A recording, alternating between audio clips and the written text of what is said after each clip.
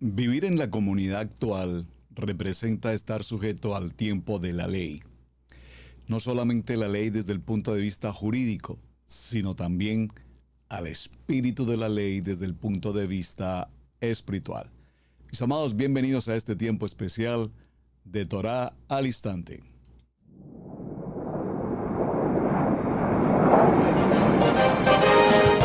Torá al Instante, con el pastor Roberto Alfaro. Reflejos de la Torá, el manual de vida. La palabra es la misma ayer, hoy y por siempre. Hebreos 13:8. Torá al Instante. Es un espacio de reflexión y aprendizaje en familia, escudriñando las Escrituras de generación en generación. Acompáñanos todos los días, 7:30 de la mañana. Suscríbete a nuestro canal Radio Génesis 128 y activa la campanita. Torá al Instante.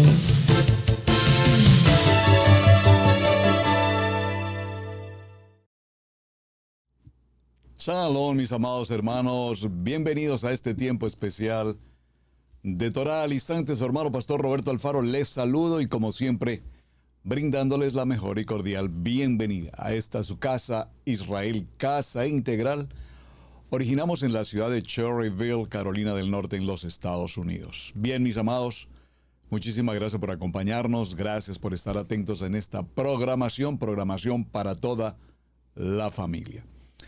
Venimos desarrollando una jornada, dígalo fuerte, apasionante con el tema respecto de los mishpatim, las ordenanzas, los mandamientos, los estatutos, los decretos. Y por supuesto entendiendo con claridad el concepto de la ley.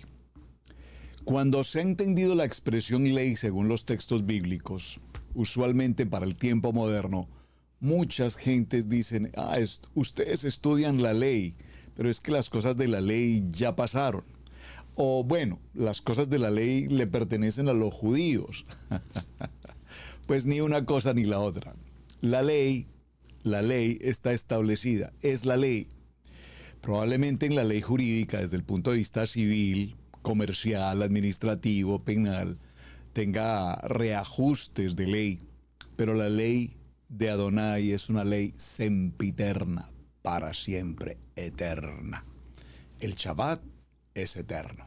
Los mandamientos son eternos, de cumplimiento. En este proceso, en el desarrollo del tema frente a la ley, la Torá, vimos en esta semana, ya en lo que hemos llevado del recorrido para recuperar un poquito lo que hemos tratado, vimos muchos textos bíblicos, suficientes desde Bereshit hasta Apocalipsis, en los que definimos a la luz de la palabra, y espero que usted tenga nota de todos los textos bíblicos que esta semana dimos lectura.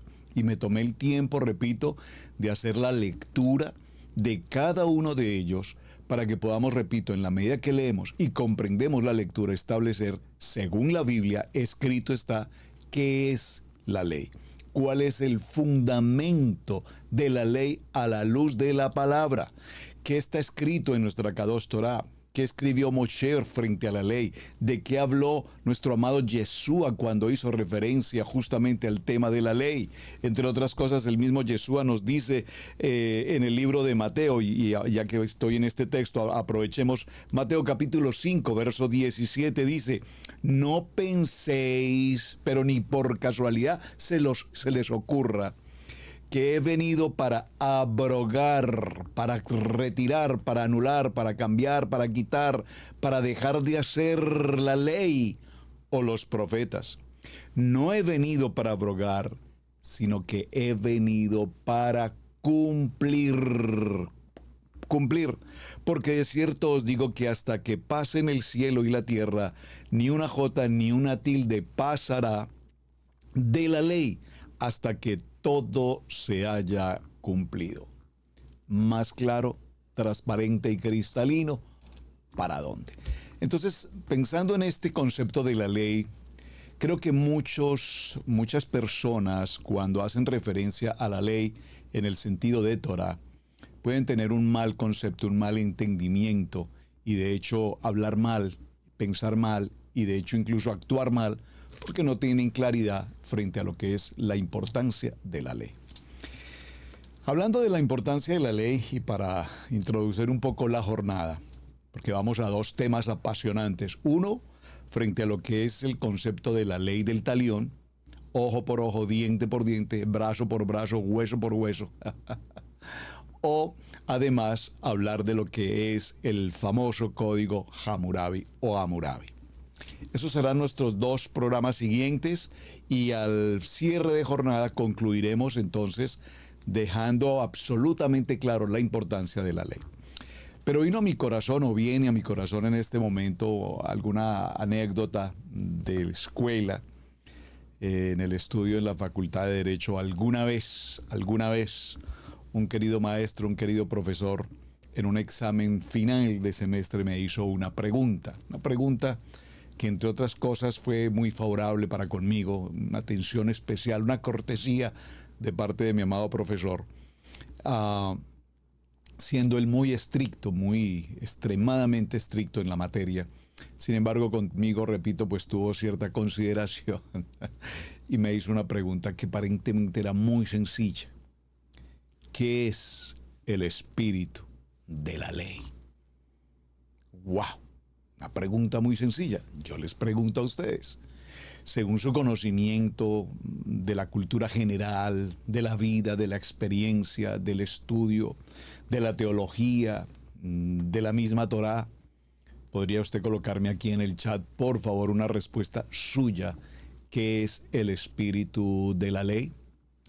Pues bien, para aquel entonces, créanme que la pregunta, repito, que parece muy sencilla, me tomó por sorpresa y, por decirlo de alguna manera, fuera de lugar. Es decir, no tenía contexto, ni texto, ni pretexto para contestar a esa pregunta tan sencilla.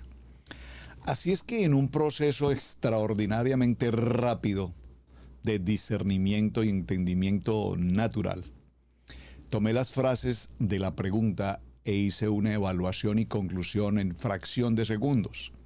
El espíritu, entendiendo desde el contexto espiritual, el espíritu, nos dice el libro de los Hechos, capítulo 1, verso 8, recibiréis poder cuando el espíritu de Adonai venga sobre ustedes. Entonces concluí, el espíritu nos habla de poder. Y la ley, mencionábamos en esta semana la frase, dura es la ley, pero es la ley. Dura letz et la letz. Dura es la ley, pero es la ley. Entonces, la ley tiene rigidez, la ley tiene obligatoriedad, la ley tiene prioridad, la ley tiene cumplimiento, la ley es exegética, la ley es determinante, la ley se cumple sí o sí. De tal manera que haciendo ese análisis, repito, en las fracciones de segundo, empecé a exponer a mi querido maestro la respuesta frente al contexto de qué es el espíritu de la ley. Todos los ciudadanos tenemos la responsabilidad dentro de la nación, conforme a lo establecido por la Constitución política, la Constitución nacional. Tenemos el derecho a elegir, tenemos el derecho a ser elegidos, tenemos el derecho a los beneficios, a la seguridad, a la escuela, a la academia, al trabajo, a la salud y bla, bla, bla, bla, bla.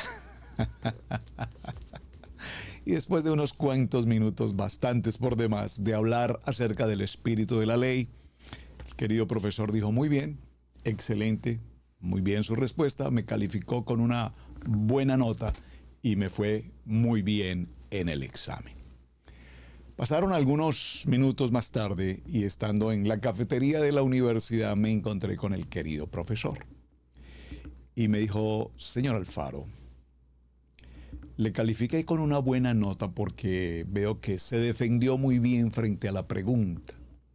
Pero sin embargo le quiero dejar a consideración que dedique un tiempo y lea con detenimiento qué es el espíritu de la ley, porque realmente, aunque su respuesta fue buena, no era la respuesta correcta.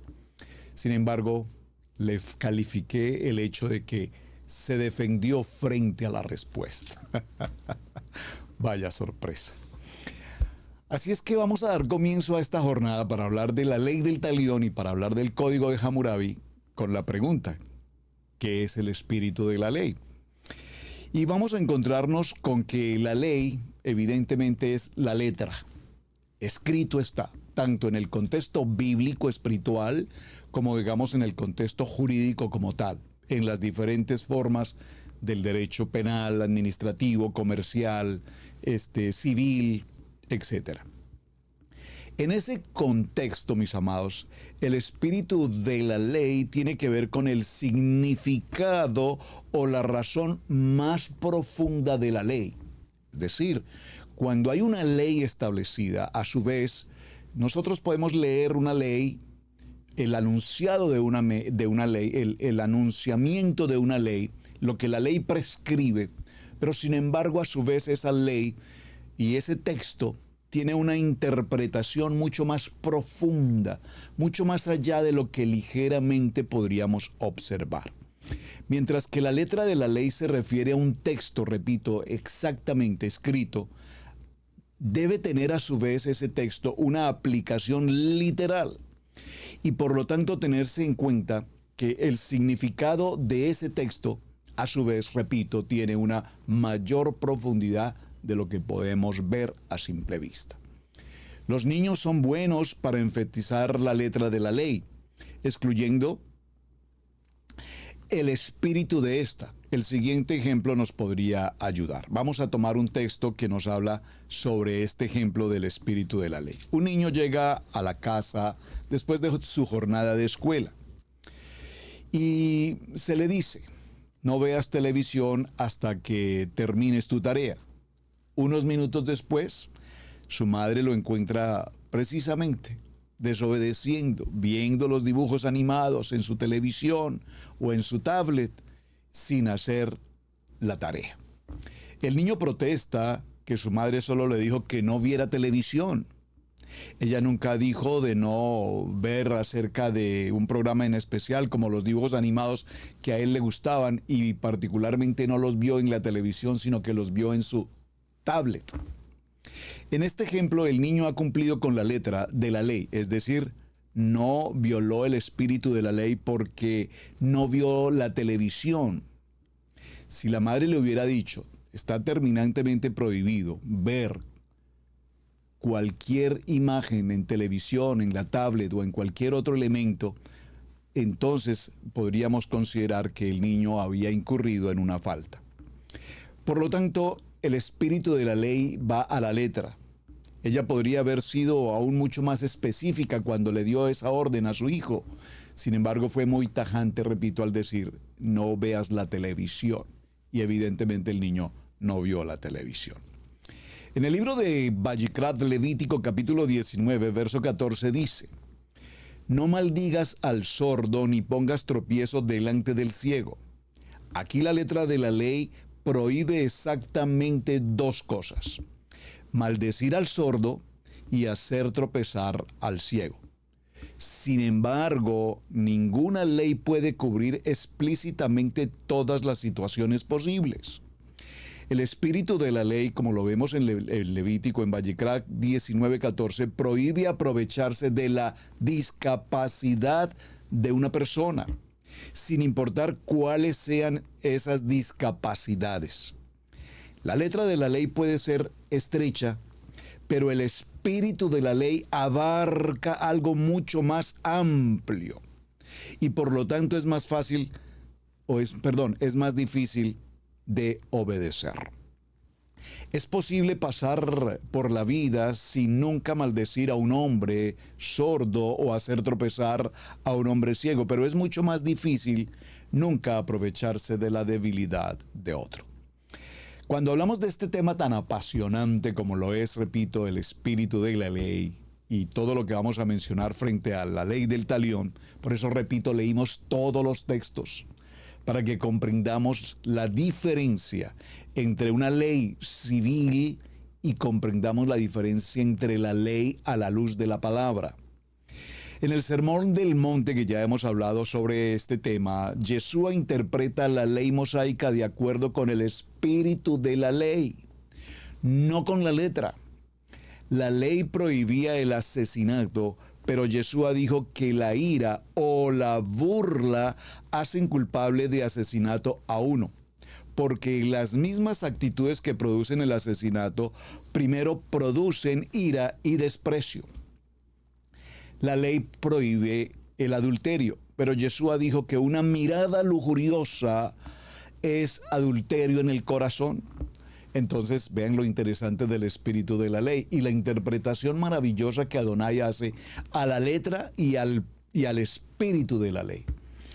No adulterar, entendiendo que adulterar, en el caso de un matrimonio, una pareja, un varón, una mujer, casados, que tienen una relación extramatrimonial o fuera del matrimonio, evidentemente entran a una condición de violación de la ley espiritual, el mandato, el mandamiento, la misbot, en cuanto al adulterio.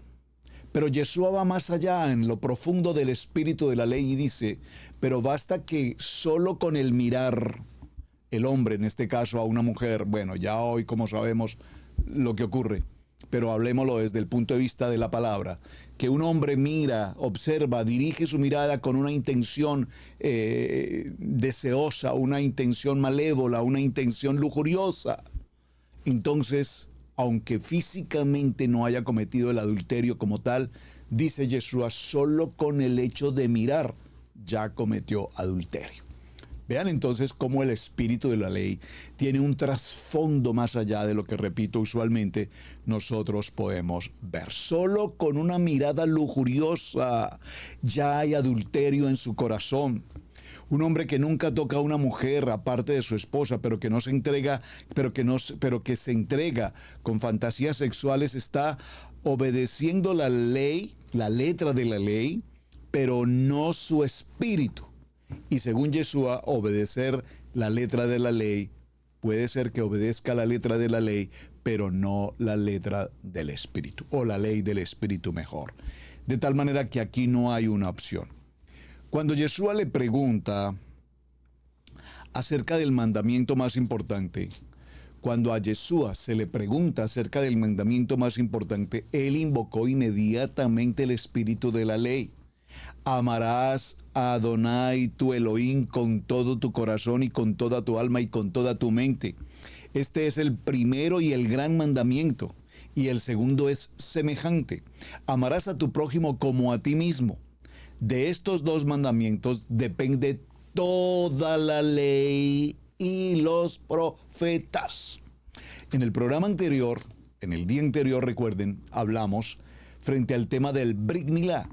Y Pablo hacía ese sentir profundo de la letra en cuanto a la ordenanza con la Brit Milá, y decía, ¿de qué sirve que un hombre entre en su pacto de Brit Milá si continúa con una lengua pecaminosa, con una mirada morbosa, con oídos que no tienen que oír lo que están escuchando, con el hablar lo que no tiene que hablar?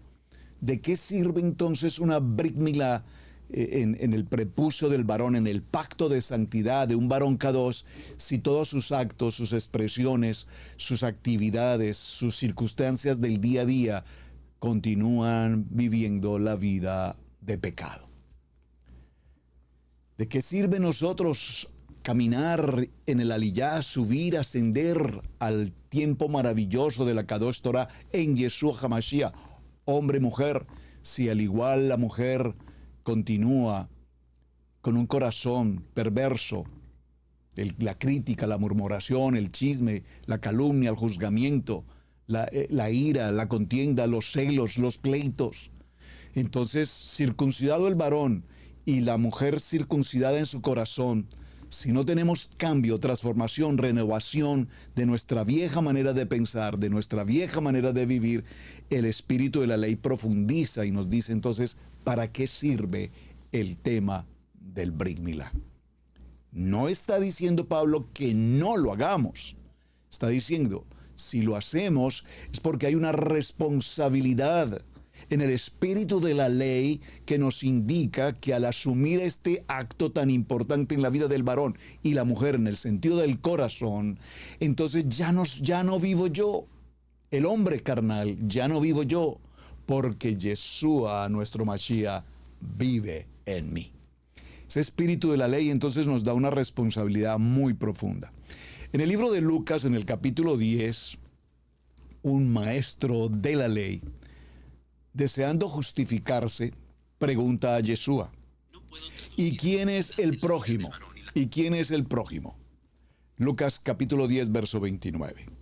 ¿Podría ser posible cumplir con el mandamiento de amar al prójimo como a ti mismo si el prójimo se define lo suficientemente estrecho? Es decir, la respuesta de Yeshua en la historia del buen samaritano, en la que demuestra que tu prójimo es cualquier persona, atención, cualquier persona con la que te encuentres en el camino.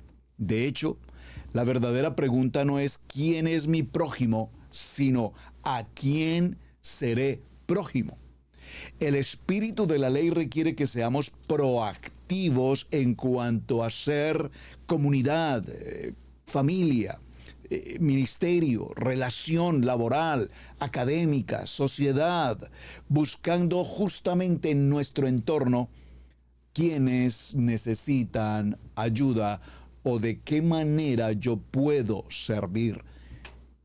Así esa persona no sea ni un familiar, ni un cercano o una persona que regularmente puedo tratar, pero si en el camino puedo brindarle el apoyo, el servicio, la necesidad de suplir a alguien, entonces ese es mi prójimo. Finalmente, ninguno de nosotros es capaz de cumplir con esta ley perfectamente, ni en la letra ni en el espíritu, porque por lo tanto somos condenados como pecadores en necesidad de Salvador. Las personas que se enfocan entonces en la letra de la ley a menudo señalan su cumplimiento como un medio para justificarse, incluso cuando violan figuradamente la intención de la ley. Sin embargo, Adonai juzgará de acuerdo con el espíritu de la ley, no solo con la letra. Recuerden que la distancia entre nuestros pensamientos y las intenciones del corazón.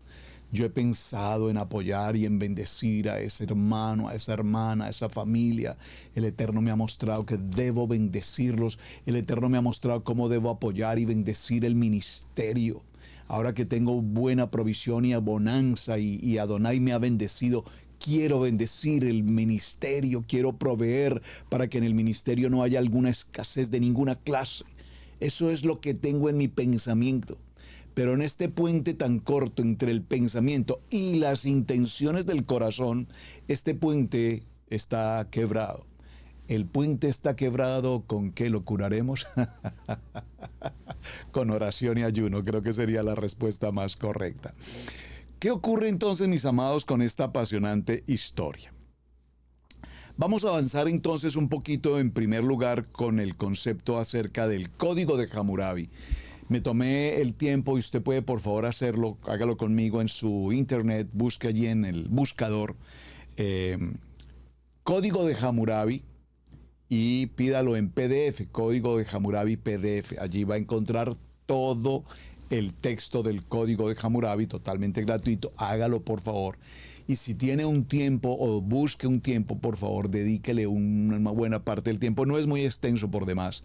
Y estúdielo, léalo. Por lo menos cuando usted pueda hablar con alguien o alguien le pregunte acerca del Código de Hammurabi, no invente historias de las que usted no conoce.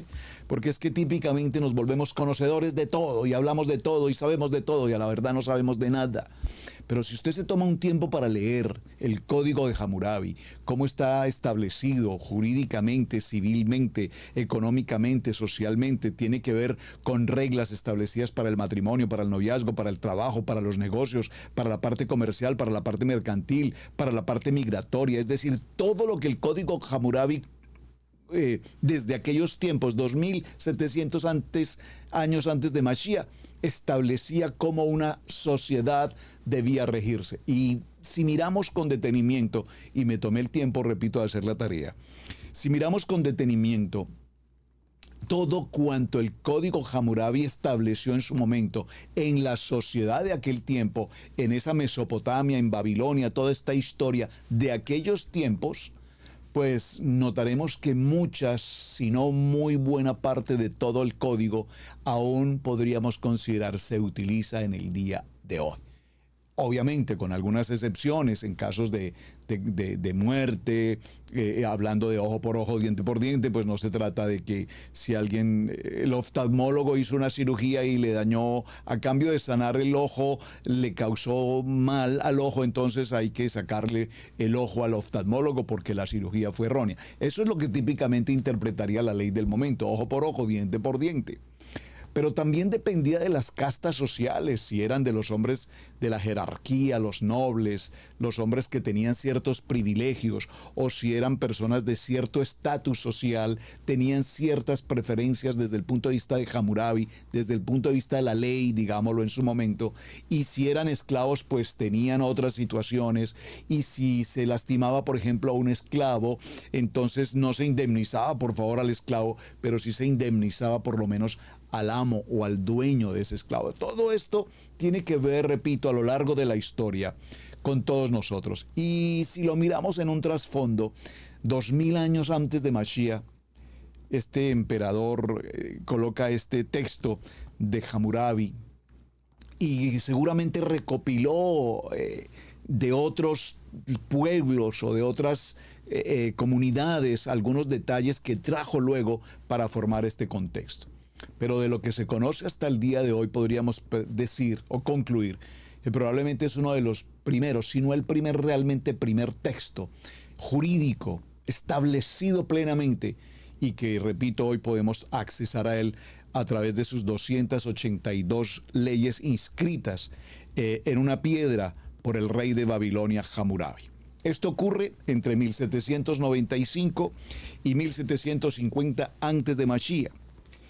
Este rey de Babilonia, Hammurabi, conquistó posteriormente el reino de la antigua Mesopotamia, aunque este código legal no fue propiamente el primero, por lo menos sí se puede definir que es el primero con una mayor claridad y que estableció e influyó en las leyes, repito, incluso hasta nuestros días, de otras culturas. Los primeros restos de un conjunto de reyes de la antigua Mesopotamia corresponden al código de Ur-Nammu, que data del año 2000 al 2050 antes de Mashiach, realizada en la ciudad de Ur, el reinado de Ur-Nahum o de su hijo Salguti. El código durante el reinado de Hammurabi, la población más diversa, y su código lo refleja con una gran precisión para asegurarse de que todos entendieran con absoluta claridad lo que en cada uno de ellos tenían responsabilidad. Es decir, el código era tan absolutamente claro que todos debían conocerlo. Tanto, repito, los nobles, los aristócratas, los ricos, la clase importante, económica, social, como hasta el esclavo, debían conocer con claridad a qué estaban expuestos sí o sí cometiesen algún tipo de falta, delito o cualquier omisión. Este código regulaba los contratos de negocios y precios adecuados para los productos, así como la familia y el enjuiciamiento criminal. Cada crimen inscrito sobre esta estela viene consigo por un castigo que se debe a quien infringe ese delito. Nadie podría alegar ignorancia a la ley porque la estela de más de 2 metros, 7 pies de alta, estaba expuesta en público. En su parte más alta estaba grabada la imagen de Shamash, el ídolo de la justicia, entregando las leyes a Hammurabi, y el texto que sigue deja claro que esas son las leyes de los, comillas, dioses, no unas reglas arbitrarias creadas por hombres. El imperio de Hammurabi colapsó tras su muerte y Babilonia fue saqueada repetidamente a lo largo de varios años, hasta que el rey Elam saqueó la ciudad de Sipar cerca de Babilonia, y se cree que se llevó el Elam el código de Hammurabi junto con la estatua de Marduk como botín de guerra. La estela en la cual aparecen los textos escritos casi en su totalidad, algunas columnas fueron borradas, probablemente el desgaste del tiempo, o a lo mejor a propósito, no tengo claridad frente al tema, no hay ninguna persona que lo establezca con exactitud qué pasó, pero la estela físicamente, esta piedra en la que está escrito por anverso y por reverso el código de Hammurabi, fue descubierta hacia el año 1901 en las ruinas de la ciudad elamita de Susa, y actualmente está ese testimonio está allí presente. Se exhibe públicamente en el Museo del Louvre en París.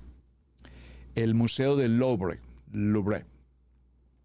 El código de leyes más antiguo de Mesopotamia fue el código de Ucrania, del que hoy solo existen algunos fragmentos. El código de Ur, aunque también fragmentado, todavía tiene cohesión suficiente para ofrecer una idea clara del contenido de estas leyes, que venían escritas en el idioma cuneiforme, o en la escritura cuneiforme, sobre tablillas de arcilla, y sigue un modelo posiblemente establecido por primera vez en el código de Ucrania, que también influiría en los posteriores reyes y en las posteriores leyes de Esmuná, el código de Reb-Istar y el código de Hammurabi.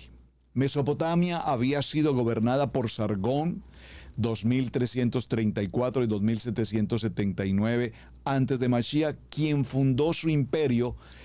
El imperio cayó ante los invasores gatís, y estos a su vez tomaron los registros y la literatura de la época y no quisieron reconocer los textos y las tradiciones de la región. El rey de Uruk, Utagel, lideró con éxito una rebelión contra los gutís y los derrotó, aunque poco después se ahogó. Fue sucedido en guerra por su yerno, y quien expulsó a los gutís. Aunque el pueblo de Mesopotamia se había rebelado repetidas veces contra Sargón y sus sucesores tras la caída del imperio acadio y el caos resultante de la dominación gatí, los reyes acadios fueron reverenciados como héroes de una época dorada. El género literario conocido como la literatura de Mesopotamia, Naru, como personajes centrales encarnaban los principios de la realeza, que servían como figuras ejemplares sobre cómo se debía respetar y acatar la voluntad de los dioses para poder prosperar. Bueno, vamos a adentrarnos en este orden que estamos avanzando con el código de Hammurabi, ya que lo pude descargar en el PDF, y quiero mirar algunas notas también del texto que ustedes lo van a descargar y lo pueden tener, repito, aquí en internet lo pueden descargar, PDF del código de Hammurabi. Este es un libro de dominio público, en tanto que los derechos de autor, según la legislación española, han caducado. Dice el texto, prólogo, Hammurabi: cuando Anún, el altísimo rey de los Ananuks, y el divino Enlil, señor de los cielos y tierra, que prescribe los destinos del país, otorgaron al divino Marduk, primogénito del dios Ea, la categoría de Enil, soberano de todo el pueblo, y lo magnificaron entre los Igigus, cuando impusieron a Babilonia su sublime nombre y le hicieron la más poderosa de los 4 cuadrantes. Cuando en su seno aseguraron a Marduk un reino eterno de cimientos tan sólidos como los del cielo y la tierra, en aquellos días Anún y el divino Enil, también a mí, Hammurabi, príncipe devoto, respetuoso de los dioses, para que yo mostrase la equidad al país, para que yo destruyese al malvado y al inicuo, para que el potente no oprimiese al débil, para que yo, como divino Shamash, apareciera sobre las cabezas negras e iluminara la tierra, para que promoviese el bienestar de la gente, y me impusieron el nombre. Yo soy Hammurabi. Atención, estoy leyendo del texto original de Hammurabi, Por eso les pido, si usted lo puede descargar, hágalo por favor, porque es que es interesantísimo que conozcamos el detalle de la historia. No estoy aquí pues tratando de compartir algo, sino estoy leyendo literalmente el texto para que veamos su importancia. Dice, yo soy Hammurapi, el pastor elegido del divino Enlil, el acumulador de la abundancia y de la opulencia, el que ha llevado a buen fin cuanto concierte a Nippur Duranquí, y devoto cuidador de Ekur, el rey eficiente que ha restaurado Eridut en su lugar y purificado el ritual de Apsu, el huracán de los 4 cuadrantes, el engrandecedor del nombre de Babilonia, el agrado del corazón de Marduk, su señor, el que acude a diario a servir a Exagil, la semilla regia generada por el divino Sin, el enriquecedor de Ur, el humilde, el fervoroso, el que aportó la abundancia a Iskeganul, el rey prudente, obediente al divino Shamash, el poderoso que ha consolidado los cimientos de Sipar, el que ha revestido de frondosidad la capilla superior de Haya, el que ha hecho el Ababar en un templo excelso, semejante a la morada de los cielos, el guerrero compasivo con Larsa, el renovador de Ebabar para el divino Shamash, su aliado, el señor revitalizador de Uruk, el suministrador de aguas de la abundancia a su pueblo, el que ha levantado la cúspide de Eanna, el que ha acumulado abundancia para Anún y la divina Istar, el protector del país, el que ha reunido a las gentes dispersas de Isin, el que ha colmado de abundancia el templo de Engalmaj, el dragón de los reyes, el hermano predilecto del divino Sababá, el consolidador de los cimientos de Kish, el que ha rodeado con una aurora resplandeciente, el Emet Usar, el celebrante fiel de los solemnes ritos de Utar, el administrador del templo, la malla captora del enemigo a quien erra, su compañero concedió el logro de sus deseos, el engrandecedor de Kuta, el que ha acrecentado inmensamente todo el Meslán, el búfalo fiero que cornea a los enemigos predilectos de Tatú, la alegría de Borshipa, el devoto que abandona los deberes para con el Exida. Bueno, y aquí vienen todos los títulos: el captor de los enemigos, el predilecto del Telín, el príncipe para cuyas oraciones acepta en la divina edad, el rey vivificador, tremendo, el sabio, el buen ecónomo, el que alcanzó las profundidades de la sabiduría, el que amparó a los habitantes de Malgot en la catástrofe, el simiente de sus casas, el que en la abundancia decretó el divino Ea y la divina magnificadores de su reino, pastor de la gente, cuyas obras son del agrado de Istar, el que aseguró la presencia de Istar. La semilla eterna de la realeza, el rey todopoderoso, sol de Babilonia que hace amanecer la luz sobre el país de Sumer, en los 4 cuadrantes, el protegido de Istar. Bueno, toda esta historia es el epílogo para entender cómo este código Hammurabi era considerado la máxima expresión de un hombre que prácticamente, comillas, era el dios del momento. Y vimos todos los títulos que él mismo se coloca frente a todo, es decir, era el hombre proveedor, era el hombre de la sanidad, era el hombre de la justicia, era el hombre de la multiplicación, de la semilla, dice, la simiente de la casa del pueblo. Es impresionante. Ahora, hablemos un poco frente a las leyes. Miren lo interesante de las leyes. Voy a leer algunas de las leyes, son 282, por supuesto no las vamos a leer todas, usted tiene como tarea hacerlo en casa.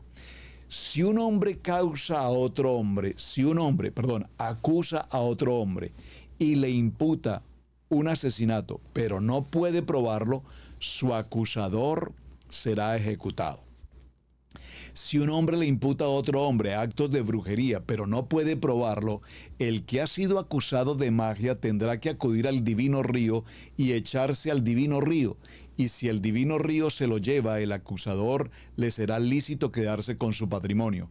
Pero si el divino río lo declara puro y sigue sano y salvo, quien lo acusó de magia será ejecutado. El que se echó al divino río se quedará con el patrimonio de su acusador. Veamos un poquito esto porque esto es muy interesante. A ver, definámoslo. En este concepto del adarra, así se llamaba esta acción, ¿qué ocurre? Cuando una persona habla, acusa a alguien de haber cometido un delito, vamos a pensar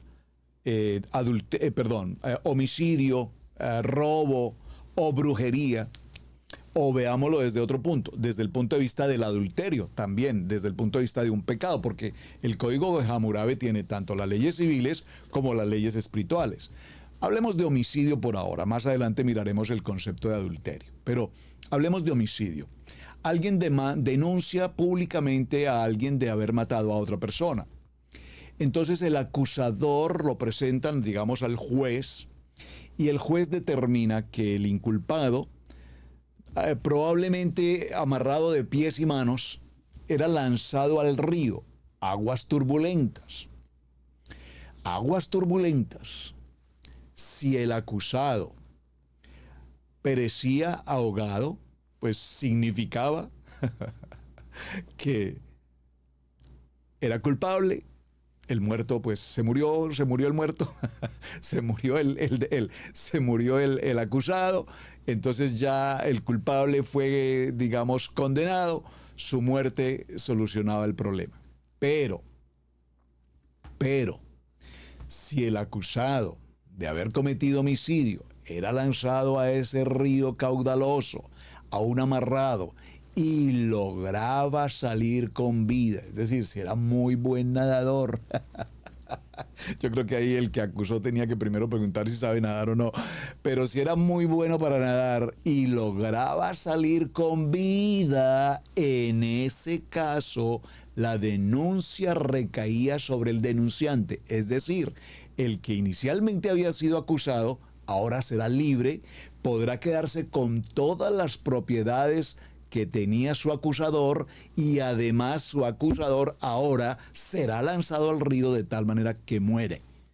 Vean lo interesante entonces cómo el Código de Hammurabi empieza a hablarnos de situaciones muy particulares. Dice, si un hombre acude ante un tribunal con falso testimonio y luego no prueba su declaración, si se trata de un caso con pena de muerte, ese hombre será ejecutado. Es decir, si llevaba, repito, a alguien en acusación, que esa acusación llevaba consigo pena de muerte y no podía probar su acusación, entonces la pena de muerte sería para el acusador. Esto podríamos ponerlo en términos modernos, como dice la palabra. Cuidadito mi boquita lo que dice. Porque cuando normalmente nosotros juzgamos, señalamos, acusamos, y es que dijo, bueno, esto yo no lo sostengo realmente, esto es aquí entre nos, pues aquí que nadie sepa, pero yo lo que creo, cuidadito, porque realmente es justo lo que el Código de Hammurabi está enseñando. Vean lo interesante. Sigamos con algunos ejemplos. Si un juez instruye un caso, dicta sentencia y extiende veredicto sellado, pero luego modifica su sentencia, al juez le probarán que ha cambiado la sentencia y la suma de la sentencia la tendrá que pagar 12 veces.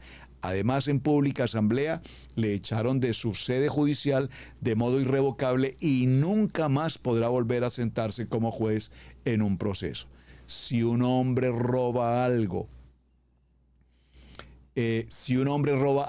propiedad de Dios o del palacio, será ejecutado, y el que haya aceptado de sus manos lo robado será ejecutado también.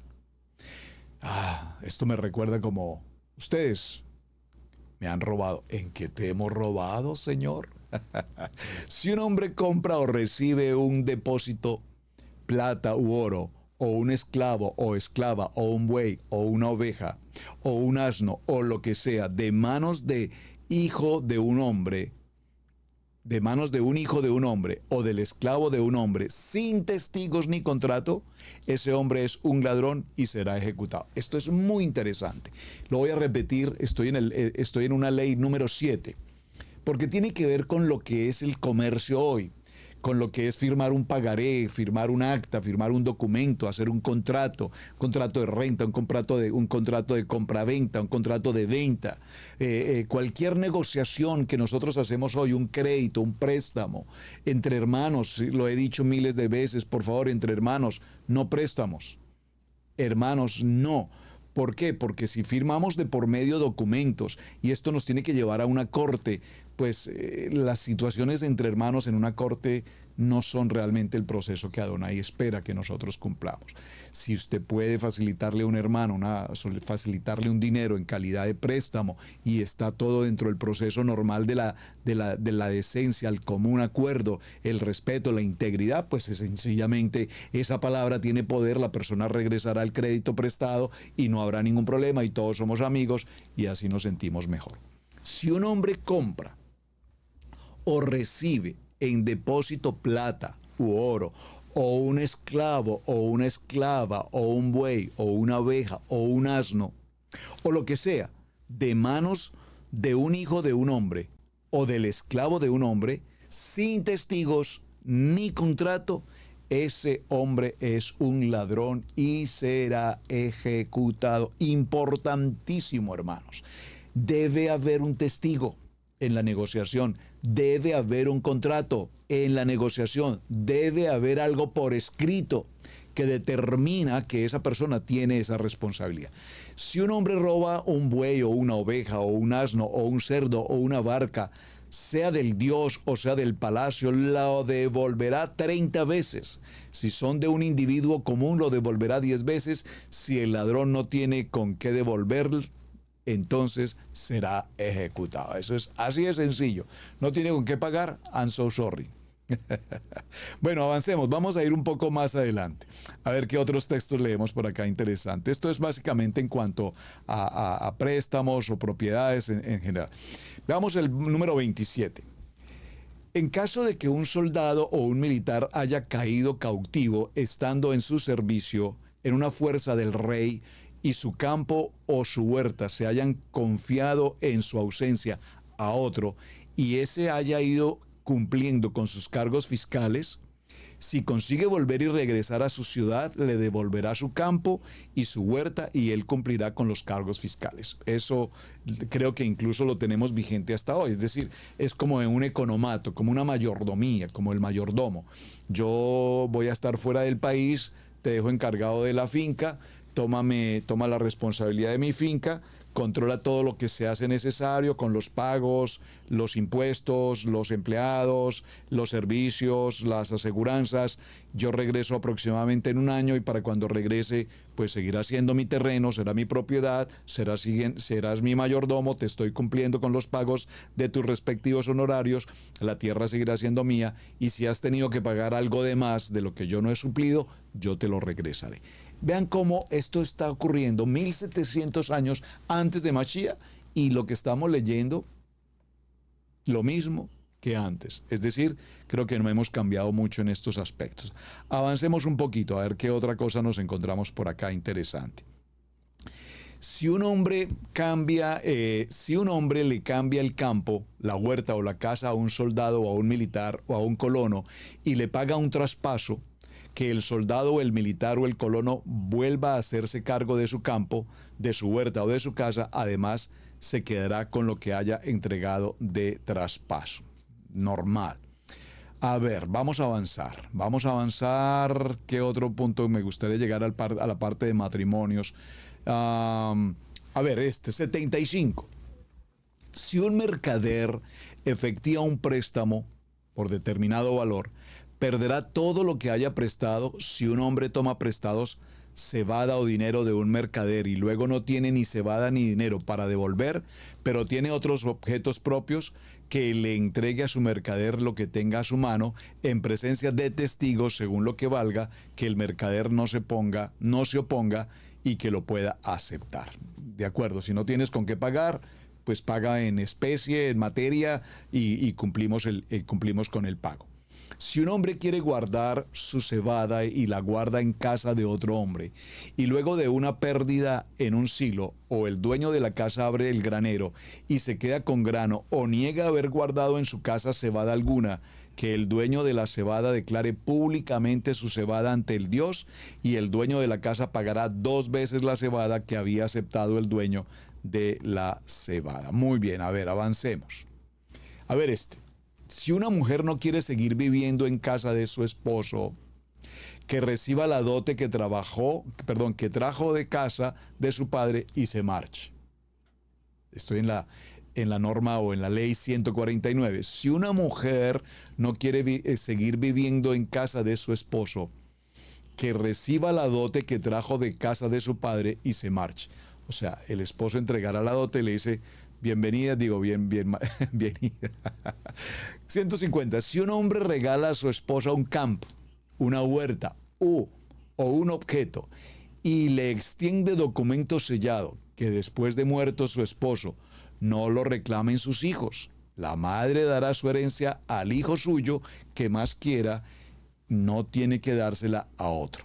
Si la esposa de un hombre que vive en la casa del hombre, para evitar que se quede con ella un acreedor de su esposo, obliga por contrato a su esposo y le hace extender una tablilla, si ese hombre antes de tomar a esa mujer ya se había endeudado, sus acreedores no podrán hacerse con su mujer. Igualmente, si esa mujer antes de entrar en casa de su marido ya no se había endeudado, sus acreedores no podrán quedarse con su esposo. Vean qué interesante. Si la esposa de un hombre, a causa de otro varón, hace que maten a su esposo, a esa mujer la empalarán. Si un hombre yace con una hija suya, a ese hombre lo desterrarán de la ciudad. Si un hombre le elige una novia a su hijo y su hijo yace con ella, y más tarde es él quien yace con ella, y lo sorprenden, a ese hombre lo atarán y lo tirarán al agua a morir. Pena de muerte. Lo entendimos, ¿verdad? Si un hombre elige a una novia a su hijo, pero su hijo no haya sido aún con ella, y es el padre, quien yace con ella, que le pague a ella media mina de plata y le restituirá a ella cuanto hubiese traído de la casa de su padre, luego que se case ella con el marido que ella elija. Si un hombre después de muerto su padre yace con su madre, si un hombre después de muerto su padre yace con su madre, que los quemen a ambos. Si un hombre después de muerto su padre yace con su principal madrastra, que ya había alumbrado hijos, ese hombre será expulsado de la casa de su padre. Si un hombre toma una esposa, ella le alumbra hijos y luego a ella le llega su última hora, que el padre de ella no reclame su dote será solamente de sus hijos. Si el suegro no le devuelve el precio de la novia, él descontará de la dote de ella el precio de la novia, y luego que la dote de ella se la devuelva a su padre. Bueno, vamos a avanzar, vamos en la ley 173. Es interesante leerlo, hermano, repito, porque tiene que ver mucho también con nuestros tiempos, pero además porque estamos haciendo una diferenciación entre la Torá, la ley y las leyes civiles. Y recordemos, Mateo 5, vuelvo al punto para que reconectemos si en algún momento nos salimos del lugar. Mateo 5, hagamos este paréntesis nuevamente, en el capítulo 38 dice, aquí habla Yeshua, y Yeshua dice: ¿oísteis que fue dicho ojo por ojo y diente por diente? ¿Oísteis? ¿Dónde estaba eso? Aquí, en el Código de Hammurabi, lo que conocemos como la ley del talión, que será lo que veremos a continuación, pero quiero continuar leyendo algunos textos porque esto me parece apasionante. Atención, si un médico hace incisión profunda en un hombre con bisturí de bronce y le provoca la muerte, o si le abre la sien a un hombre con bisturí de bronce y deja tuerto al hombre, que le corten la mano. Vea pues, ¿cómo le parece? Hoy tendríamos a muchos médicos absolutamente en una situación terrible. Si un médico hace incisión profunda al esclavo de un individuo común y le provoca la muerte, restituirá esclavo por esclavo. Si le abre la sien con bisturí de bronce y lo deja tuerto, pagará en plata la mitad de su valor, hablando del esclavo. Si muere un hijo del dueño de la casa, que ejecuten a un hijo del albañil. Si un barquero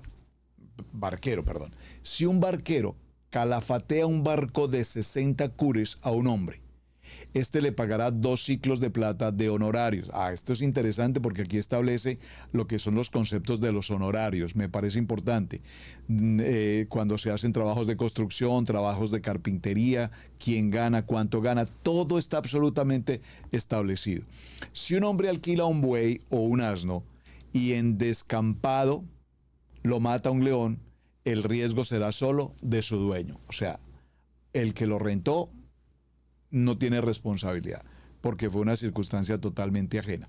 Si un hombre alquila un buey y lo mata por descuido a golpes, le restituirá buey por buey al dueño del buey.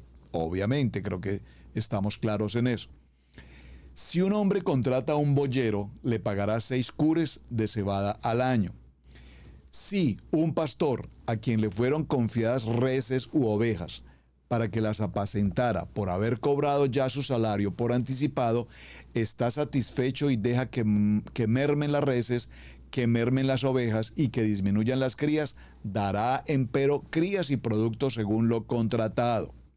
Si un hombre contrata bueyes, bueno, ya leímos esto. Si un hombre compra un esclavo o una esclava y antes de que haya pasado un mes le da un solo ataque de epilepsia, que lo devuelva al que se lo vendió y el comprador recupera el dinero pagado.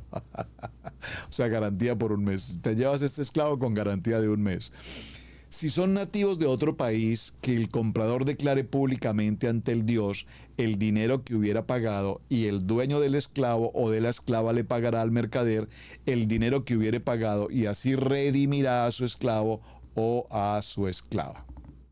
Bueno, estas sentencias de equidad que ha establecido Hammurabi, rey potente, y que le hizo aceptar al país como conducta segura y dirección correcta, estoy leyendo literalmente el texto, yo soy Hammurabi, el rey perfecto, respecto a las cabezas negras que me regaló Enlil y cuyo postrero me confirmó Marduk. Vuelve a repetir toda esta historia, todos sus títulos, todos sus honores, todos sus nombres, quiénes son, etcétera, etcétera, etcétera, etcétera.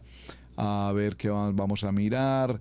Repite toda la parte inicial que vimos al principio, en el que él se da todos los nombres de grandeza, que los grandes dioses de los cielos y la tierra, que los divinos Anakut, todos, que el genio del templo, que el templo del ladrillo de Banar, maldigan con maldición nefasta a él y a su semilla, a su país, a sus tropas, a su gente y a su ejército, que con estas maldiciones el divino Enlil maldiga en virtud de las sentencias de muerte. Bueno, impresionante, hermanos. Yo les recomiendo, de verdad, tomen un tiempito para que lean cada una de las leyes de aquellos tiempos, que repito, estamos hablando 1700 años antes de Mashiach, y de toda esa historia poder recuperar lo que hoy estamos viendo. Pero recuerden que nuestra dirección del programa va hacia concluir la ley, la Torá, los aspectos de la Torá versus los conceptos de la ley del hombre. Ahora, avancemos a nuestro siguiente punto. ¿Cómo estamos de tiempo? Nos quedan 2 minutos, dejemos el anunciado y continuamos el día de mañana. Ley del talión, segundo aspecto. En latín, lex talionis, que significa pena del talión. La ley del talión es la denominación tradicional de un principio jurídico y de justicia retributiva en la que la norma impone un castigo que se identifica con el crimen cometido. Es importantísimo. Por eso de allí veremos el ojo por ojo, obteniéndose lo que concluimos como la reciprocidad. El término talión deriva de la palabra latina talos o tale, que significa idéntico, muy importante, o semejante. de donde deriva la palabra castellana tal por cual. De modo que no se refiere a una pena equivalente, sino a una pena idéntica. Es decir, aquí la ley del talión no nos dice que se va a pagar una proporción de acuerdo al daño ocasionado, sino se va a pagar exactamente el mismo daño causado. La expresión más conocida de la ley del talión es el pasaje bíblico que todos hemos ya mencionado: ojo por ojo, diente por diente, mano por mano, pie por pie. Con el mismo sentido se utiliza la palabra retaliación, que en la Real Academia de la Lengua Española dice que recoge o equivale a represalias, como lo hemos visto en el castellano. La estructura y la etimología de la palabra talio contribuyen en su comprensión con el texto del lenguaje, que tiene que ver con resaltar la reciprocidad. Talio deriva de un adjetivo talis, que sirve como correlativo. Por eso cuando entendemos ojo por ojo, diente por diente, la ley del talión lo que está indicando es que la acción cometida, el delito cometido, la intención de cometer una acción, matar, robar, herir, debe entonces ser sancionada con la misma pena. El ejemplo más práctico para concluir es, vamos a pensar en el caso dije el caso del oftalmólogo, que el oftalmólogo, haciendo una cirugía en el ojo de un paciente, se incurrió un error de cirugía y el paciente perdió su vista.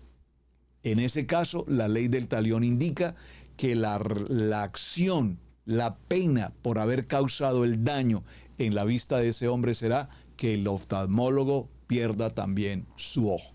Es específicamente lo que nos trata la ley del talión.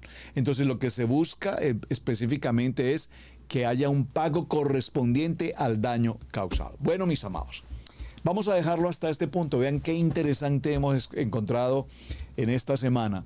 Primero, conocer todo lo que tiene que ver con la ley a través del texto bíblico, cómo Yeshua, Moshe y todos los pasajes bíblicos que leímos nos hablaron del cumplimiento de la ley, de la obediencia, de la sujeción, esforzarnos, ser valientes, meditar en la palabra, obedecer la palabra, amar la palabra, vivir la palabra, y todo como tal la ley a la luz de la palabra escrito está, nos trae a vivir en convivencia, en armonía, en unidad, en familia, nos trae en bendición, bendición, bendición, en prosperidad, prosperidad, prosperidad. Y cuando hablo de la prosperidad no necesariamente esa prosperidad que alguna vez nos ofrecieron, la prosperidad, la salud, la familia, el hogar, el ministerio, la vida en general.